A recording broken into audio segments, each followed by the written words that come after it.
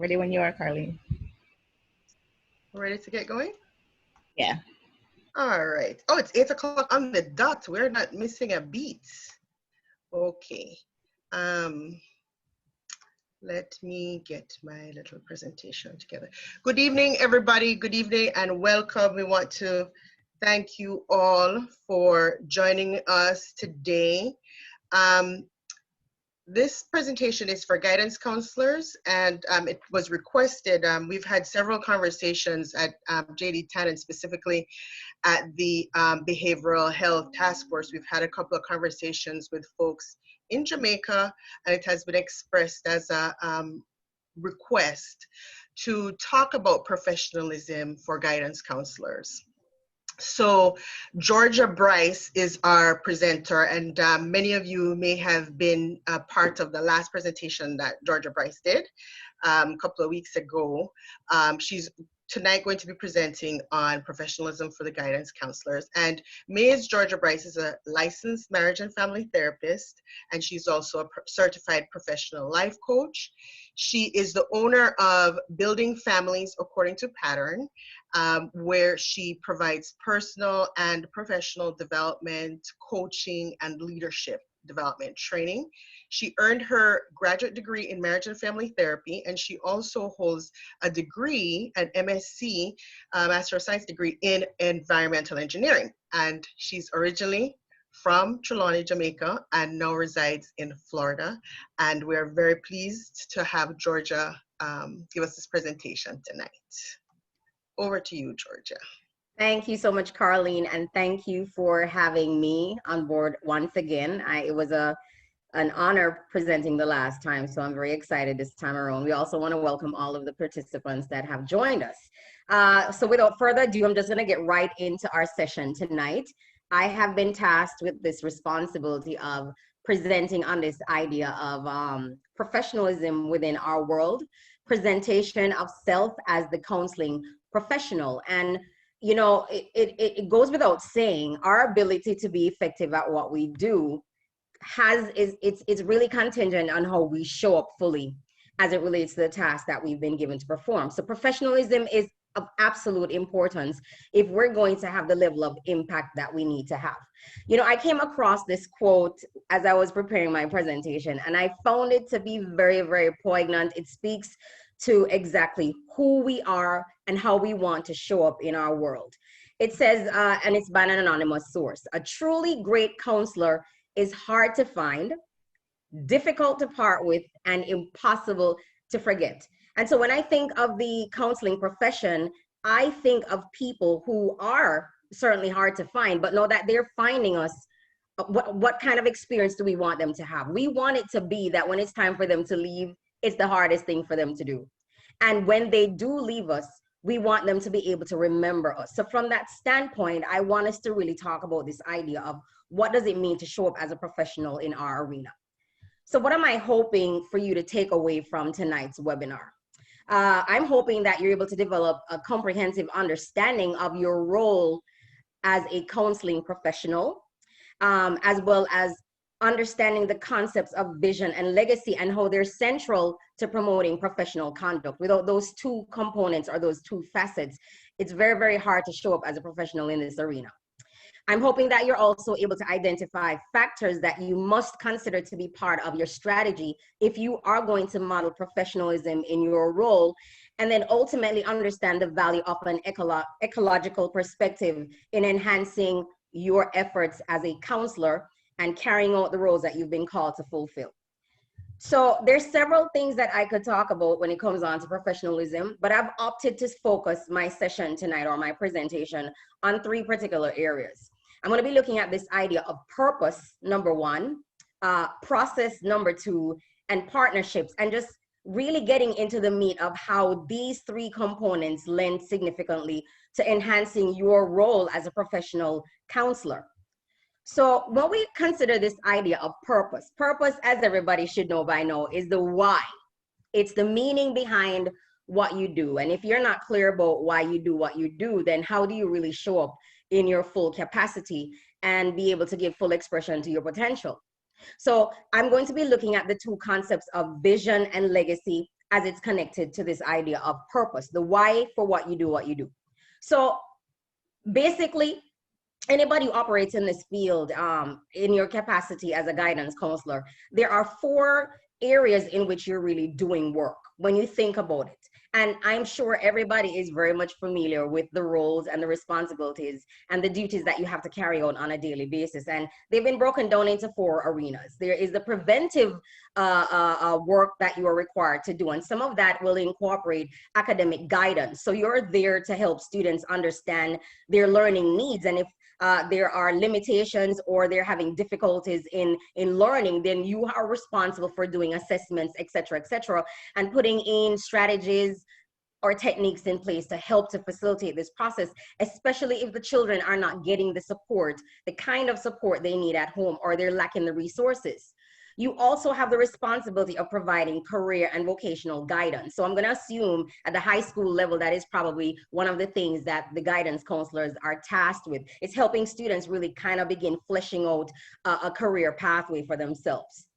From an interventive standpoint, which is probably a lot of what you're going to be doing, you are tasked with the responsibility of dealing with psychosocial problems, helping students identify what are some of the concerns that are influencing probably behavioral issues, emotional issues, conduct issues. You have the responsibility of taking the steps to prevent the onset of these issues. But if the issues are already there, you have the responsibility of finding suitable solutions or putting things in place to mitigate the issues that these children are dealing with. And then if additional support is needed, you have the responsibility of reaching out to probably psychiatrists or to other additional stakeholders in the arena to provide the support that's going to help the students get through the challenges that they're dealing with. You also have the responsibility from an interventive standpoint of helping children or your constituents work out issues of conflict, resolution of peer issues such as bullying, clique formation, infighting, those kinds of things. So a part of one of the things that you're going to be doing, or you should be actively doing, is facilitating mediation in the areas of conflict. Another one of your responsibility falls under this idea of supportive. You provide support not only to the students, but you're also providing support to the parents, because in order to help the students, you have to be able to enable the parents in the areas where they're not probably doing as much as they can. You're also providing support to teachers when students show up in classes and they're misbehaving or there are other issues that they're contending with. You help to facilitate transitions or facilitate changes so that it's easy for the student to function in the class and it's easy for the teacher to get the student the support that they need. You're also providing support to community stakeholders, people that are on the outside, whether it's family members or parents or guardians. You have that responsibility to provide the support as is needed. And then you also have the responsibility of administrative duties that you need to fulfill, whether it's in the form of assessments and evaluations and record keeping and documentation. You have that responsibility as well. Referrals is also one of your duties. If a child has an issue that he or she is struggling with and it's out of your scope of work, you have to be able to refer to the appropriate person as follow-up care. Now, you're very clear about what your roles are, but I want to put more emphasis on the idea of the importance of your role, the why for what you do. And again, if you're not sure about why you're doing what you're doing, you could go through the motion and fulfill the responsibilities and the duties of a guidance counselor, but you're probably going to do so with very little zeal, very little passion. And if that's lacking, then it's virtually impossible to show up as a professional. And that's what this presentation is about.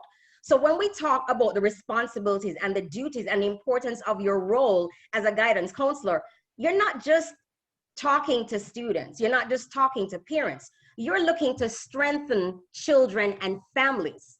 There's a lot of what you're doing that is going to have long-term implications or long-term effects.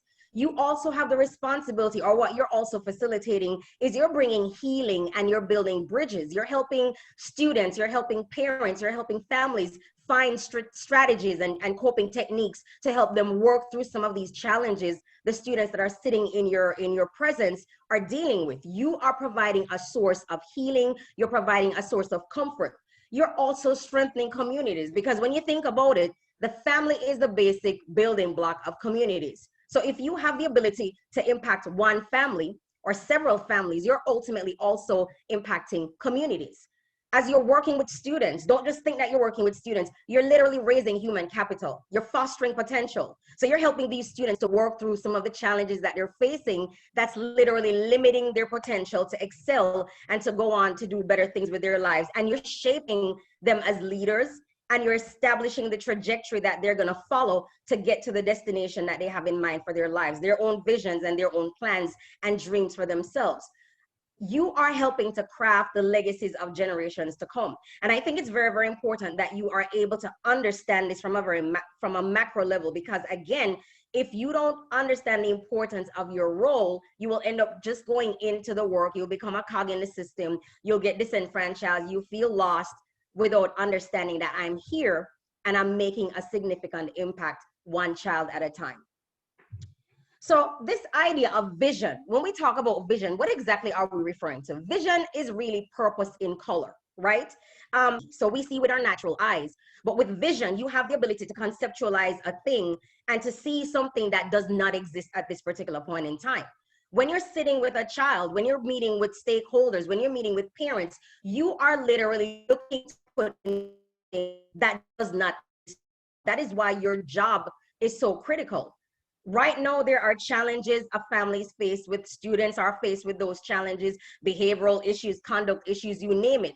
But you're able, through the eyes of a visionary, see a better future for this child, see a better future for this family. So how you see is of greater weight than what you see. And so when we talk about vision, vision literally gives significance and credibility to the call on your life as a counselor in the arena that you're serving. This is what gives you credibility. This is what gives you significance. This is really the game changer. If you don't have a vision for yourself in the field that you're in, guaranteed, you're not gonna last long. Vision is critical. I believe that vision presents a precursor to successful pursuit of your role as counselor. If you have an idea of what it is that you want to bring to the arena, if you have an idea of where you want to go in terms of what it is that you're looking to impart to the people that you're impacting, then that's going to give you the ability to show up in a professional capacity. And I really believe if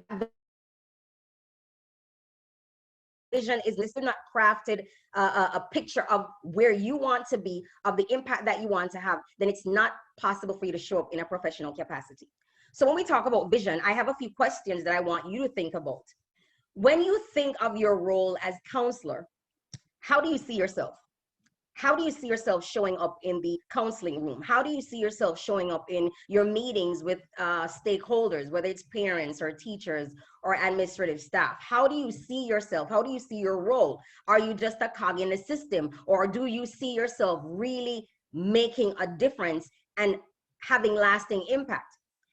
Can the people that you're serving, whether it's the students or your colleagues or your parents or your other stakeholders, can they see your vision on full display based on your presentation, based on how you show up every day, based on how you interface with the people? Are they able to see your vision on full display? And if they are, then it means that you're doing a great job. If they're not, then it means that you probably need to revisit that vision and do some more fine tuning. The other concept is legacy. And I like this idea of legacy because all legacy talks about is what you're going to be remembered for. So legacy, planned or unplanned, you are going to have some kind of impact. The question now is, what kind of impact are you going to have? And so we have the responsibility of planning out, along with us envisioning what it is that we want to bring to the table in our capacity as counselors, as professionals. We have the responsibility to also establish the impact that we want to have. Because one way or the other, whether we're intentional or we're lackadaisical about it, we're going to have some level of impact. I would venture to say, if we're able to plan the impact we want to have and establish the outcomes that we're looking to experience, or we're wanting our students to experience, or we're wanting our other constituents to experience, it is going to make a difference. And so I believe that legacy is also the fuel for professionalism. When a student passes through my hands, when a group of students have gone on to the next stage in their lives, what are they going to say about me? What are they going to say about the impact that I had on their lives? So of course, this has to be the fuel for professionalism, and it's going to catalyze how you show up on a daily basis. So I have a few questions regarding legacy. Is it obvious to your constituents that your intention is to have a positive impact? When they interface with you on a daily basis, can they say unequivocally, this person, this guidance counselor is working in my favor and they're having a positive impact on me? Can the parents say the same thing? Can the teachers say the same thing? Are you leaving the impressions that you desire? You know, are you being intentional about what it is that you want to execute, the impact that you want to have? Are you leaving the right impressions? And if not, what are you going to do about it? Because then it questions whether you're showing up in the professional capacity that you are being called to serve in. And then third question, what are others saying after they have an encounter with you? Because that's legacy. You know, when we talk about legacy, we tend to believe that legacy is just relegated to when somebody dies and they leave off the scene. But every moment you have an encounter with someone and they leave your presence, you literally are building your legacy. So what are others saying after they have an encounter with you? Are they saying that Georgia is showing up as a professional and I trust her judgment because she presents herself in such a way that makes her seem credible? Or do they have something else to say? You have the capacity to shape the legacy that you want to leave, the impact that you want to have on your constituents. And that's very much a part of professionalism. So let's move on to the other P. This is about process. There are some things that you're going to have to do if you are going to show up fully in your capacity as not just a counselor, but as a professional counselor. When I think of this idea of process, I'm thinking of skills, I'm thinking of context, I'm thinking of systems, and then we're going to get into that a little bit. So I came across this other quote by Jessica Goodobona. She says, every job is a self-portrait of the person who did it. You're painting your own self-portrait every day. And so she says, autograph your work with excellence. At the end of the day, excellence is what we're about.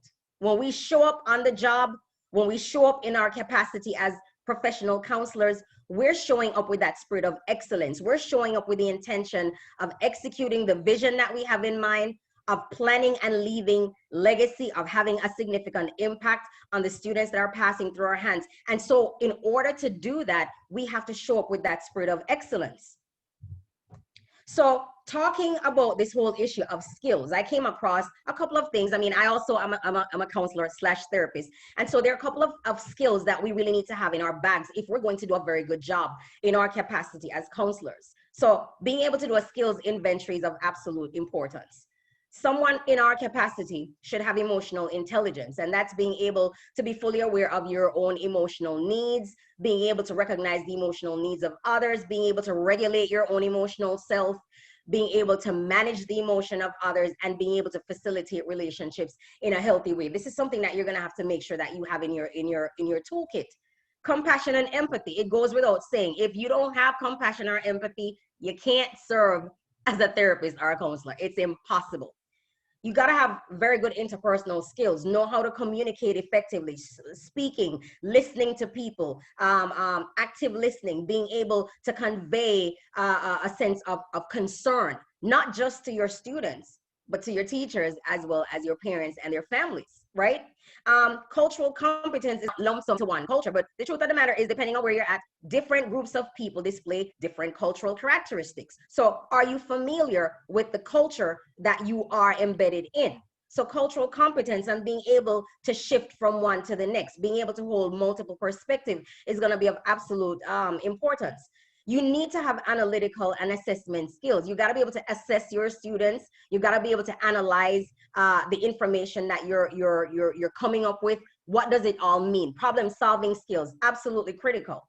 That's why they're coming to you. They have the problems. They don't know how to solve it. They're coming to you because you should have the answers, or you should know how to go about problem solving. Conflict resolution, without a doubt, is going to be almost at the heart of what you are going to be doing. So having the skill sets to be able to work through conflict and to help your students work through conflict, to even help parents work through conflict with the students, is going to be crucial. You got to be able to lead, and not just lead, but be able to motivate others towards change, because that's what we do. We help to facilitate change. Got to be able to pay attention to details. Time management is going to be crucial for what we do. We got to be able to manage our time very well. We have to be organized, and we also have to be able to be perceptive and be very good at making decisions, being decisive in our decision making. And of course, solid work ethic goes right back to the underlying concept of what we're talking about today, the idea of professionalism. When you have a solid work ethic, you will undoubtedly show up as a professional. So you're going to have to be able to do some skills assessment. You have to be able to assess your own needs. Note your deficits and areas for growth. I just pulled up a list of traits or characteristics that are common to counselors. Are there areas that I might be lacking in that I probably need to spend time cultivating? Not only are you looking at it in terms of the skills that you should possess, but how about your own intrapersonal conflict? This idea of your own core beliefs. If you're struggling with negative core beliefs, it's going to be very difficult showing up fully for other people. If you're showing up with distorted thinking, it's going to be very difficult showing up in your capacity as a counselor. So those things you're going to have to spend time working on as well. Recognizing areas for growth and looking for those opportunities to promote personal and professional development. Anybody who's on this platform, I commend you, because that's exactly what you're doing right now. The opportunity presented itself for you to be able to gain some knowledge, gain some new experience, promote your own personal and professional development. And this is something that you have to plan for. Seek out and capitalize on all the opportunities that are available. When you recognize there's a deficit in one area, look for opportunities where you're able to build yourself up in those areas. And then, of course, you have to remain proactive about promoting change.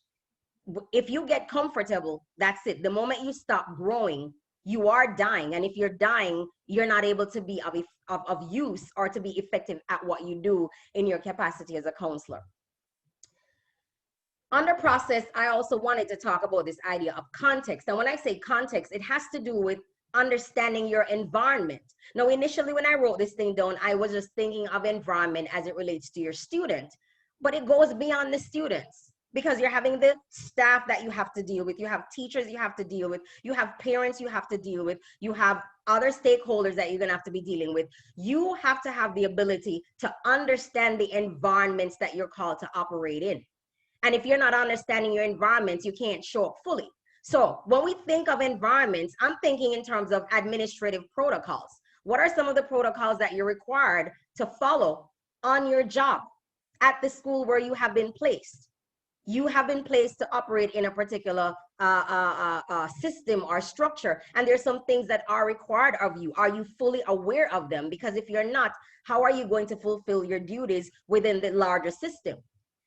Knowing the prevailing culture. Again, different places, just because it's Jamaica, and we all seem to function a certain way, when you get into the nitty-gritty of things, different places have different cultures that are unique to them. Are you aware of the prevailing culture at the place where you've been placed to serve as a guidance counselor?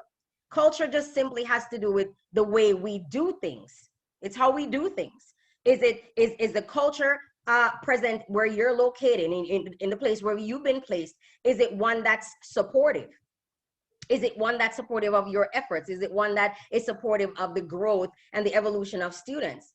And if it's not, how are you going to create a culture to help change that? Because one of your responsibility as a counseling professional is that you also are called to impact the culture of the overall system that you're a part of. You need to be fully aware of your job description to the T. Like, what is it I've been called to do? I can't function professionally if I don't know what my job description is. And I have to know what my deliverables are. What am I called to do? What am I called to fulfill? What am I called to deliver at the end of the day, at the end of the week, at the end of the month? These are things that I also have to be aware of. Operational values that are required for the job. What are those personal values I need to be demonstrating? Issues of reliability, dependability, diligence, discipline, dedication, time management. If I'm going to show up fully as a professional in this arena, there are some values that I need to subscribe to, and I need to be living out these values on a day-to-day basis. The moment I release or lose those values, I become ineffective at what I'm called to do. And then the problems in the place where you've been planted. what are the problems? What are the prevailing problems that you're dealing with? But not only the problems that you're dealing with, what are possible solutions? Some of us major in problems a lot. We know what the problems are. But as a professional, one of the things that you're responsible for doing or tasked with, you got to be able to come up with some solutions. So we could talk about the problems, but we also have to be able to identify and pose solutions to resolving those issues. Systems, I love this term. I think maybe because it's the engineer in me, probably, I don't know. But you gotta create systems. But on the job, you gotta create systems that work for you and that help you to be efficient. If your systems are not in place, it's a losing battle right there.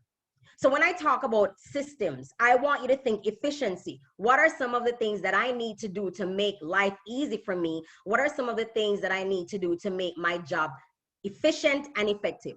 So being able to establish or to create clear goals, whether it's goals for the day, goals for the week, goals for the month. I have to be able to have that clearly mapped out somewhere, written down on paper or probably sitting on my computer. I need to know what my goals are going to look like. I need to know what deliverables I need to make available with the specific time frames. I need to be able to set schedules and hard timelines. And I need to be able to honor those schedules that I'm setting and meet those timelines, especially when it relates to administrative protocol. No, it's not just me doing my job as a counselor. I'm working in a bigger environment, and there's some things that I do at my level that's going to affect the overall environment. So what are the timelines and schedules that I have to put in place? Establishing a resource database. Your contacts are important, referrals. If you are needing additional support or care for your students outside of the school setting, you got to have that information intact. You're working with particular students, you have to have the information of their parents or their guardians or their family members that are responsible for them. You have to have your referral sources information in place and other kinds of information that's going to help you do your job effectively. You got to have that information set in a place where you could go to it very, very easily and access it. You need to be able to organize your information and your workspace. If your workspace is cluttered, if there's no order to it, no organization to it, if your information is not organized, you're going to be in problem. I could tell you right now, I lose my mind if I'm not organized. I have to have systems in place to be able to do my job effectively. I need to be able to know which folder I'm going into to pull what document I need to see, whether it's my Word document concerning a particular thing, my Excel spreadsheet, whatever it is. I need to have these things in place because it makes the job so much easier. And then again, personal values-based protocols. What am I required to have that's going to help me from a values-based position get the job done effectively? I need to be punctual. I need to be prepared. I need to show up on time. I need to know what my job description is about. So those are when we talk about systems, those are some of the things that you need to consider to be able to fulfill your role in a professional capacity. So let me switch very quickly to this idea of partnerships. Very, very, very crucial. And when I talk about partnerships, I'm thinking of this idea of the perspective that you hold concerning your role as it relates to other people. I'm thinking about other stakeholders, and I'm thinking about the approach that you're going to take that is going to best suit you fulfilling your role as a professional counselor. I love this quote. When I was in school for marriage and family therapy, this was something that was drilled in our head consistently. And I didn't even know it was first coined by Aristotle. The whole is greater than the sum of its parts. Individually, we do well. But when we come together collectively, the whole is greater than the sum of its parts. And what does that really talk about? It just talks about this idea of systems or systemic thinking, right? Systemic thinking has to do with an understanding of how the different parts, the different pieces, the different components in a system influence one another within the whole. And so when you're working in your capacity as a counseling professional, you can't just think about yourself alone or the specific roles that you're called to play. Whatever it is that you're doing, it's going to be having an influence on other components in that system. So when we talk about from an ecological perspective, the idea of community, all of the components of a community, all of the components at your school that are interconnected or intertwined with what you're going to be doing as a professional counselor. You have to consider all the aspects of the process that you're called to do, whether it's a preventive process, the interventive, the supportive, the administrative, they're all intertwined. They're not just separate entities to themselves. Whatever I'm doing from a preventive standpoint is going to have influence in terms of interventive. What I'm doing from an interventive standpoint is also going to have an impact on the preventive. What I'm doing in terms of supporting my parents, it's going to help with addressing the behavioral issues that the students are faced with. Not only are you dealing with, or are you having to consider all the aspects of the process that you're called in terms of the role that you're fulfilling, you also have to consider all the players that are part of this process, ecologically, community, system, the whole system, the whole shebang. You have to think about that from a professional standpoint. Who are the players that are involved in this process? First person, the counselor, yourself. You got to think about you. You have to think about you in terms of, or in relation to the students and how you're impacting the students, how the students are impacting you. You got to think in terms of parents. How is it that the parents will impact the students that I'm trying to impact? How are the teachers impacting the students that I'm trying to impact? How is the administrator impacting me in doing my duty so I can help to influence the students, to help them work through their issues, that the parents don't have to worry anymore and the teachers don't have to complain about the children misbehaving? Other stakeholders, supportive services, how do they play into what it is that I'm looking to accomplish? So it's not just me in my corner doing my thing. I have to be able to think from a systemic standpoint. The bottom line is this: if you're going to have good success as a professional counselor, you got to think collaborative relationships. You have to be able to collaborate with all of the players that are involved, all of the stakeholders, whether it's the students, whether it's the teachers, whether it's the administration, whether it's the parents, whether it's family members. You're gonna have to be able to recognize the value in collaborative relationships, and you're gonna have to find a way to leverage all of these things. It's absolutely crucial. Your success in your role as a professional counselor is hinged on your capacity to establish collaborative relationships. And I'll give you a perfect example for myself. I work with children between the ages of 12 to 17 in my capacity as a therapist in my private practice. I tell my parents when they come at the very first session or at the first consultation to say, you know, my kid is misbehaving, they're having this issue, they're doing that, they're doing this. My first statement to them is this: I will see your child, but it's not going to be just your child. There's no point in me pulling your child out and dealing with your child and fixing your child, for want of a better word, and I'm not addressing the environment from which the child is coming from. So the parents inevitably have to be a part of this, the process for me in terms of therapy. And so you have to be able, in your role as a professional counselor, assess the needs of all the stakeholders. What is it you need to be able to do your job effectively? What is it that the teachers are going to need in their role as teachers in relating to these students who are probably struggling? What are the students going to need? What are the parents going to need? What are the administration going to need? We have to be able to think in terms of needs, not just as it relates to me or just as it relates to the students. I have to think on a broader scale. We have to be able to have established protocols. How are we going to get stuff done? What is going to be done? When is it going to be done? How are we going to involve our parents? When, at what point in time do I need to call the parents in? At what point in time do I need to get the teachers involved? At what point in time does the admin have to get involved? At what point in time do I need to refer this child out because the help that this child needs, we're not capable of giving it to him or her at this level? We have to be able to establish those protocols. And when we have those protocols in place, it allows us, again, thinking systems, to do our work effectively. We got to have routine, formal or informal meetups. We have to have meetings. You can't help a student if you're not meeting with the parents. You can't help a student if you're not meeting with the teachers.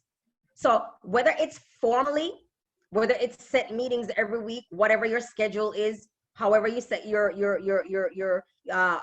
put those things in place, you have to have a way of connecting with other people so that whatever efforts you're looking to accomplish at your level, it is going to be undergirded by the other stakeholders that are involved. And with your formal or informal meetings, you got to have clearly defined agendas and outcomes. When I show up in my meeting, what am I looking to to talk about? What am I looking to achieve? What am I looking to accomplish? What do I need from the parents? What do I need from the teachers? What do I need from the admin? When I have to refer a student out, what do I need from the referral source or the person that I'm referring to the student to? And what are the outcomes that I'm looking for?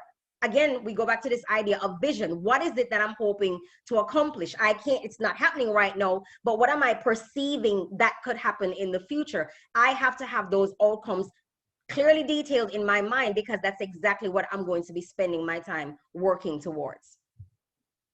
We've got to be able to evaluate. And the evaluation is not just going to be based on what you do in your corner. Evaluation is going to be based on what's happening in terms of the efforts of the other people, the efforts of the teachers, the efforts of the parents, the efforts of the family members, the efforts of the referral sources. You have to be able to make clear evaluations as to your progress. Are you able to track? You got to have protocols for tracking, tracking your wins or your gains. And also maintaining, because okay, you take care of the kids today, they're doing better in school, they're doing better in terms of their relationship with you, guidance counselor. What's going on at home? Are the parents in a position to help those kids maintain the changes that you've helped them initiate in the school setting? You have to be able to assess for limitations and losses. If the child is regressing, am I able to assess and make a judgment call as to what's going on? Am I aware of at what point in this whole system there's a weakness that needs to be addressed? Is it something that I probably need to do more work with with the teachers in the classroom? Is it something that I got to work a little bit more with my parents? Is it something that it's over my head and I got to refer this child out? You have to be able to assess for limitations and losses. And again, it has to happen from a systemic standpoint. And then of course, you got to have contingency plans if what you're doing isn't working. A part of your professional responsibility is solution-focused thinking. And so if something is not working, what is the next step? And that doesn't have to rest on you only. Solicit the help of the teachers, solicit the help of the parents, solicit the help of the other stakeholders that are involved, because again, we're dealing with things from an ecological perspective. And I have counselor professional checkup. Very important. Every now and again, you have to get a checkup, and you don't have to sit and twiddle your thumbs to figure out whether I'm doing a good job or not. There are other people that you're involved with on a day-to-day basis that are able to give you feedback. Can you get feedback from your students? Can you get feedback from the teachers? Can you get feedback from your admin? Can you even get feedback from your parents? You have to be able to engage all of these other players to assess whether I'm showing up fully, whether I'm meeting the requirements of my job, whether I'm having the level of impact that I'm saying that I want to set out to have. You have that opportunity to leverage these resources that are around you. And so it's very wise to pull on those resources. Finally, I go back to this idea of the counselor and self-care, because as a professional, I did an extensive presentation on self-care before. Self-care is absolutely critical. In your role as a counselor, you have to take care of yourself. The statement says, an empty lantern provides no light. Self-care is the fuel that allows your light to shine brightly. That's something that has to be critical to what you do. You cannot show up fully as a professional. You can't show up being able to maximize your potential to the utmost if you are not taking care of yourself. If you're suffering from burnout, it's going to be a problem. If you're feeling overwhelmed with the job, you can't show up fully. If you're not comfortable, you cannot show up fully. So your responsibility, first priority, as a matter of fact, as a professional counselor, is to ensure that you're promoting self-care. And self-care simply means giving yourself permission to pause. And if that is something that needs to be done, then I'm certainly encouraging you to do it. As I said before in my previous presentation, I am very big on self-care. On a Sunday morning, the beach is a part of my repertoire, because when I'm finished with the week taking care of everybody else's issues, I have to find a space of respite for myself. And so self-care is of absolute importance to the counselor. Okay, so with that being said, this is my contact information for anybody who wants to reach out to me. I am on LinkedIn at Georgia Bryce. I'm also on Facebook. I tell my clients that I live on Facebook. It is my second home. So at any given point in time, if anybody wants to reach out to me, please feel free to do that. That's my business page at Georgia Building Families. And then you can also shoot me an email if you need to, georgia@bfatpllc.com. At this time, I am going to turn over to the host. So if there are any questions, you are able to ask at this point in time. All right. Wow. Georgia, thank you so much for it was very comprehensive overview on the subject. We had so many comments. I think a lot of good feedback. Folks are saying that it's very informative. Miss Kenesha Coleman said that she's an early childhood practitioner, and she has a dream of becoming a guidance counselor, and this information is helpful in her making the choice.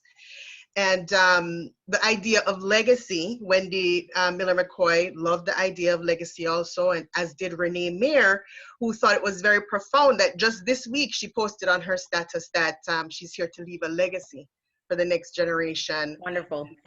Speaking volumes, so she's here to make a difference. And I think in your last presentation, you had said something that stuck with me. You said something like you have to live every day with your legacy in mind. Or absolutely. So for the people who are, can you give us maybe help somebody who might have a conversation? How would they approach either their principal or their team about this vision or the legacy that they have? What kind of conversations could they have? Okay, so you're saying how would they approach their principal? Yeah, okay. Because I think that sometimes guidance counselors may not get the recognition that they deserve. Mm-hmm. And you guys in the comments, correct me if I misspeak. But how can a guidance counselor start to present themselves, or what kind of conversations can they have? What would that conversation look like with the team about their goal or their vision or their plan for their students, and in working with the system and all this? Sure. That conversation, your first conversation is going to be with you. You have to be very clear about what it is that you're hoping to accomplish. When you are clear about what you're hoping to accomplish, and when you talk about vision, when you talk about legacy, you got to write that stuff down somewhere. When we talk about legacy, we're thinking, what is it I want to be remembered for? What is the impact that I want to have? And you should be able to write that out in very concrete terms. And then you also have to buy into it yourself first, because how can you market the idea to your team or market the idea to your principal if you're not persuaded by it? I'm not sure what the dynamics are like, but I do know people are always looking for people who solve problems. Mm-hmm. They're looking for people who are problem solvers.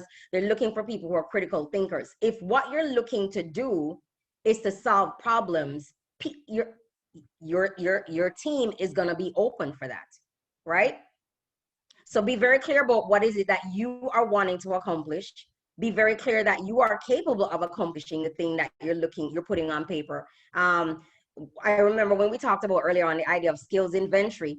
If some of what you want to accomplish in terms of the vision that you have and the legacy or the impact that you want to have, but there are deficits there, then you also have to incorporate that as part of your own process. So you're taking care of those things so that when you show up to market that to the other people that are involved as part of the team or the principal or the administration, you already have something very clearly said. I am ready to do what I need to do. This is the plan that I have. This is what I'd like to pitch to you because I believe it can work. And if people see where what you have is credible and it makes sense and you believe in it, they're going to buy into it. Mm-hmm. But it has to start with you first. Okay, great. So Paranate said that, I love the part about putting systems in place. I'm a vice principal and this presentation is very helpful to me. Now, on the other hand, there was somebody that says, Andrew Jones said, how do you seek to sell to your administrator regarding your vision? How do you seek to sell to the administrator about your vision? Going back to, I think that kind of ties into what you were asking earlier on. And I mean, you should know the people, the environment that I talked about. You should be savvy with the environment that you're working in. You should know the culture. How do they go about doing things? How do you fit into that arena? How do you fit into that world? So is the administrator or administrators people that you can approach? You should be able to approach them. What is the most effective way of approaching them? How can you get their ear? Those are some of the things that you think about, because if you're functioning in a particular setting and you're not savvy with the culture, then that could create conflict. Right. We know that, right? Absolutely.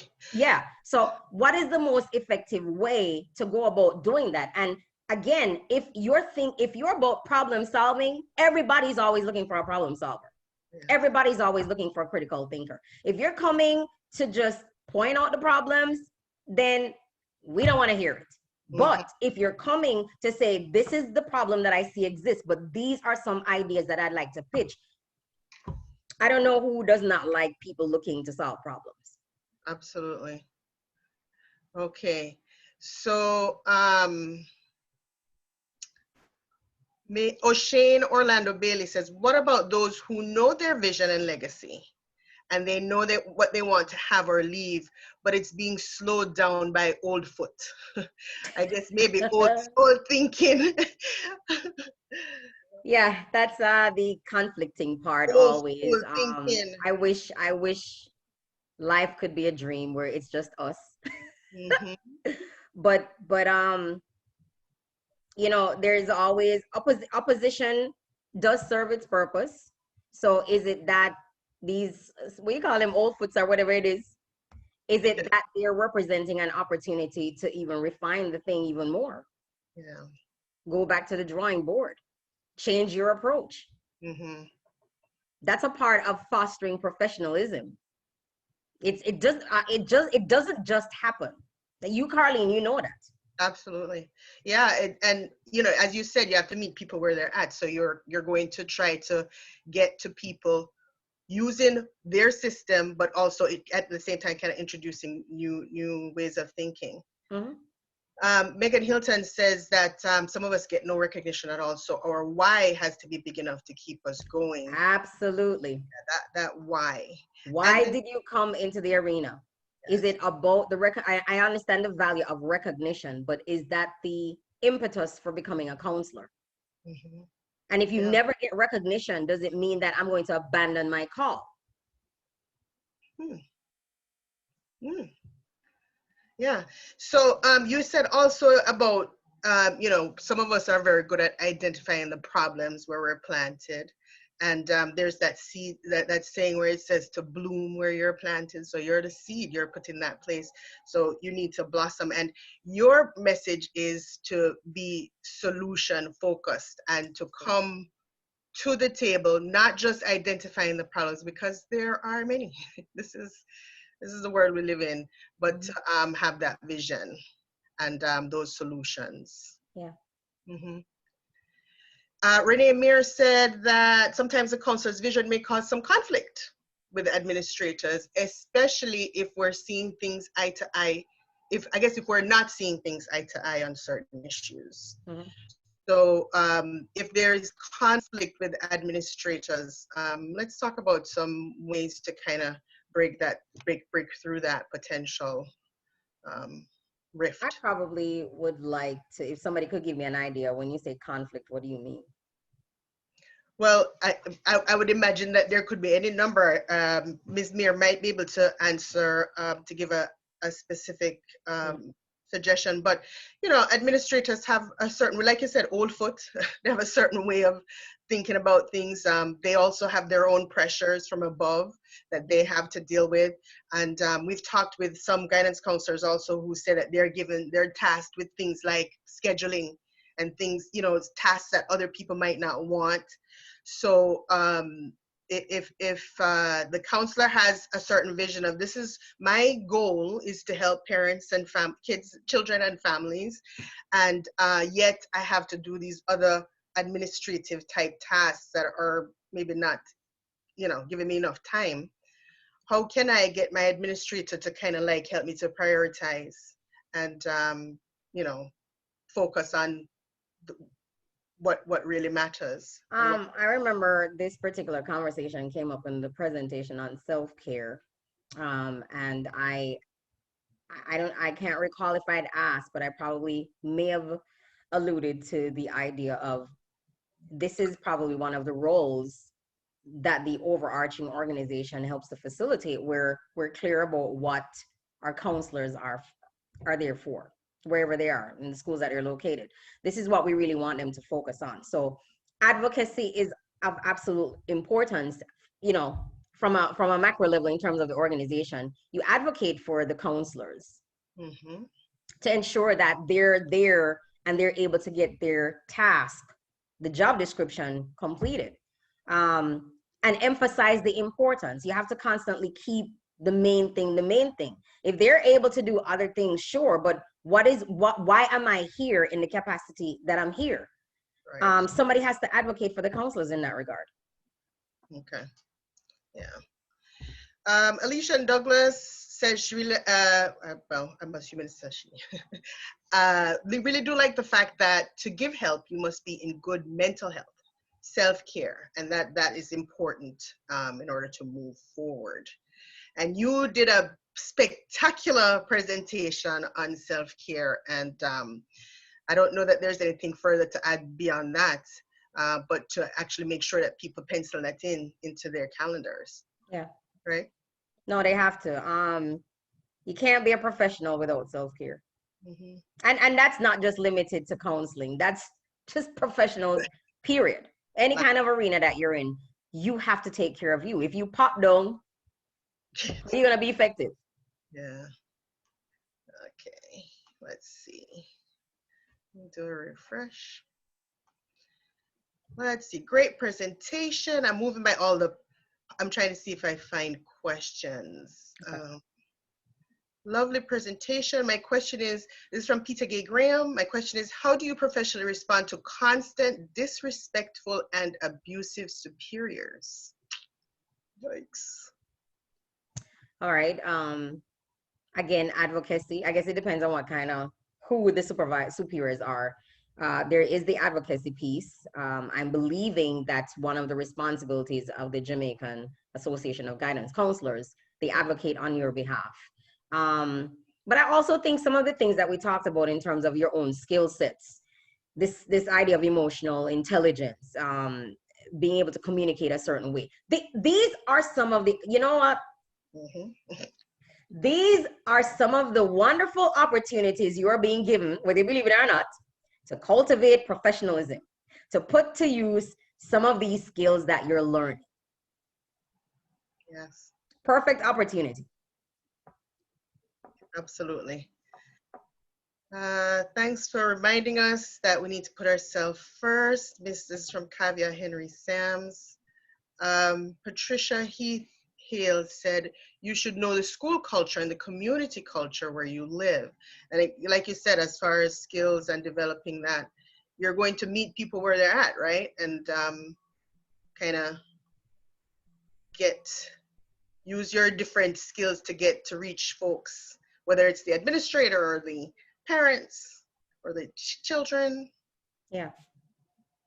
So Renee Sean Dawes Allen said, we've benefited from a practical professional approach to putting together purpose, process, and partnership to make the mission attainable, the vision expansive, and the legacy positively impactful. I need to hire this lady. Who is this? Isn't that lovely? It just sums it all up in one. Okay, let's see. Blessed evening, everyone. Ms. McKay Kenlock asks, a very enriching presentation. Oh, she had some internet connection issues, which I think a couple of people did too. But just to let you all know that the presentation is going to be available on the Jaminar website, and it is you're able to watch it on demand. So you can come back to it probably when your internet is a little bit better.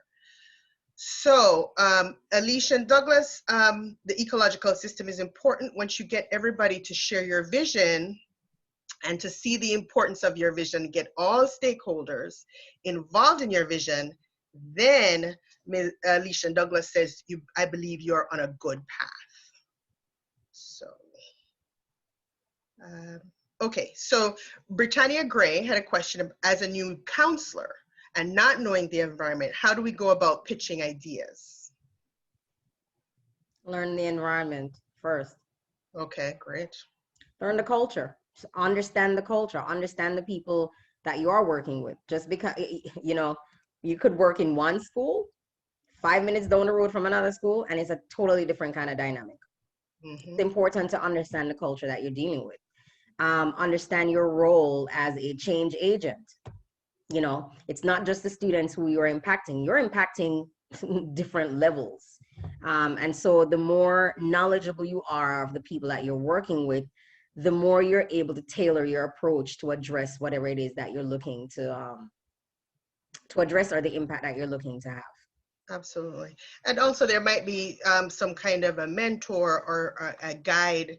If you're a new counselor, you can tap somebody else to kind of help show you direction or person to talk to, a connection.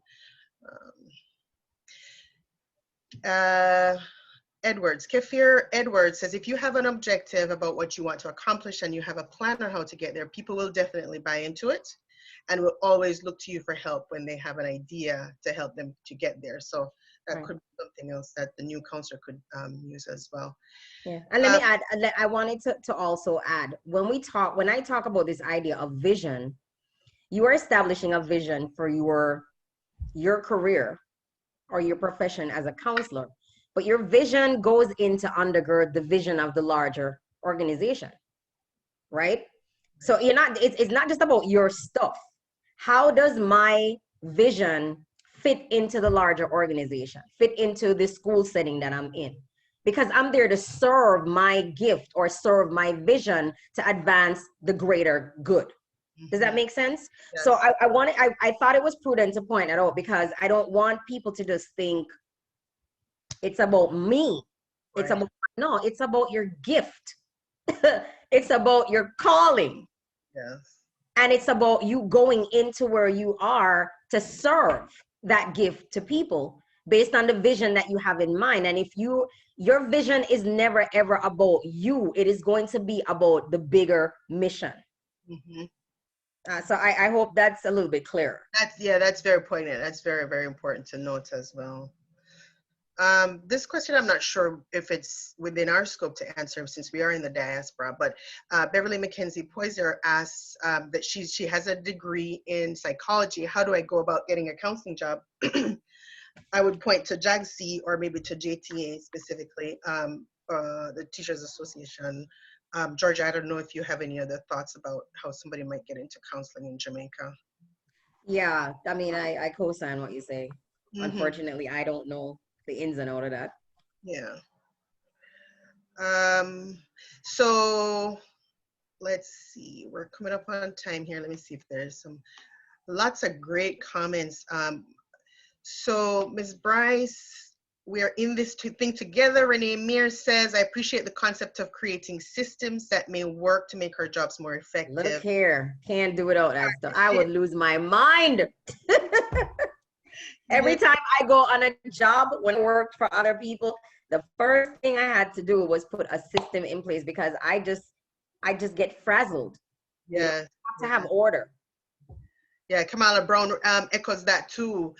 Says I love the system pathways that you talked about, and also the wonderful job on self-care. So yeah, good stuff. So tell me again, I saw that thing about PISA, prevention, preventive, interventive, supportive, administrative. So it's almost like everything that you do pretty much falls into one of those categories. Okay, wonderful, wonderful. And they're all interconnected. They all impact each other. Awesome. Okay. Vision is critical, says Norja Lee McCoy. Great presentation from Tasika Miller. All right, I think we're just getting all the kudos right now. And everybody, we're actually up against the clock right now. So I am going to just take the opportunity to remind everybody to come back to this same page, this same link, and I'm gonna copy it and paste it. And so that you can do the I think it's called an assessment. When you get on the page, rather than doing the presentation, you would complete the assessment so that you can get a certificate. Also, the presentation is available on demand, as I mentioned, and you may view it at a later time if you were having issues. And if you want to send the link to somebody who might benefit from it as well. Georgia, many people have asked about the actual PowerPoint, the presentation. Is that going to be available on the site? Okay, how do you guys typically do it though? I mean, I don't. Well, we'll have to find. We'll talk about it afterwards. Yeah. Or maybe attach it as a thing. All right. So with that, ladies and gentlemen, thank you so much for your time tonight. We are at a little after 9 and we are going to close down. Thank you so much for the questions and the comments and the great feedback. And Georgia, really appreciate again a lovely presentation, comprehensive overview. So thank you so much. Thank you. Have a great night, everybody. Night, everybody.